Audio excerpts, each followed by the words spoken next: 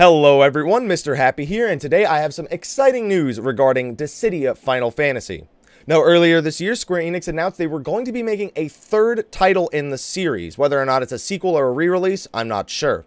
However, when they announced it, they only said that it was going to be on arcade cabinets in Japan, which was pretty disappointing. The graphics were really good, and they looked like they would fit perfectly on the PlayStation 4.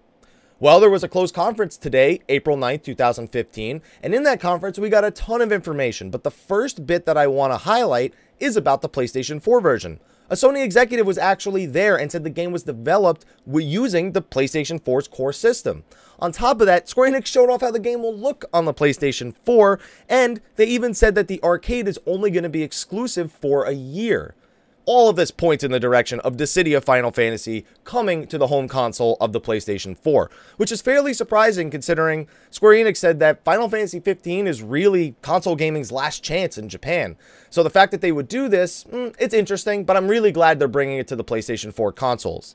Now, on top of those PlayStation 4 announcements, there was a ton of information in this closed conference. I want to quickly give credit to Nova Crystallis. I go to them for a lot of Final Fantasy news announcements, so I really want to thank them. You should go check them out in the description of the video. It's a great website to stay up to date on all stuff Final Fantasy.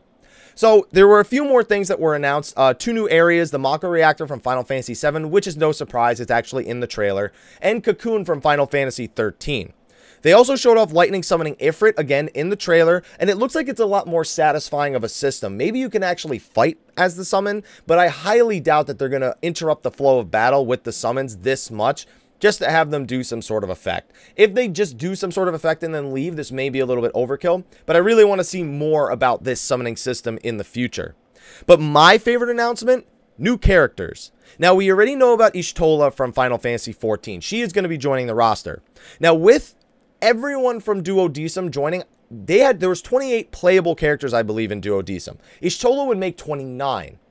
They said that across all the updates, there's going to be over 50 playable characters. That's a lot of Final Fantasy characters, and it leaves a lot of room open for other Final Fantasy games to get into the series. Originally, Dissidia was, here's Final Fantasies 1 through 13, here's the characters from that. It was restricted to those. But with over 50 characters, there's room for Final Fantasy 15. There's room for Final Fantasy Type 0. There's room for Bravely Default. And according to Tetsuya Nomura, there's room for Final Fantasy Tactics because he actually came up on stage and revealed that Ramza from Tactics is going to be another new character in Dissidia. That is a crazy announcement. That makes 30. There's still room for 20 more characters across updates. That's so many characters, and I think that this is eventually going to come to the PlayStation 4. I'm so excited, but we're a long ways away from that. You have to remember, it hasn't even launched in the arcades yet. It's actually not going to be launching in arcades until fall, and then we have to wait 1 year before it can be taken off the arcades and put onto the PlayStation 4 version. The question is, will it include all the updates they're giving to the arcade cabinet? Will we have to purchase updates as DLC? Will it continue to get updates after we get it on the PlayStation 4? These are all things we're still waiting on announcements for. Again, thank you, Nova Crystallis, for posting this update. I really appreciate it. Everybody, go show them some love. Go support their website.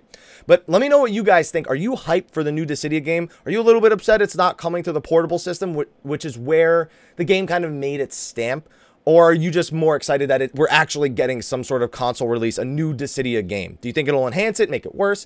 Let me know what you think in the comment section of the video below. Be sure to like, favorite, subscribe, and share for all the latest Final Fantasy XIV stuff, other Final Fantasy news if I'm excited enough about it. I like to make videos like this as well.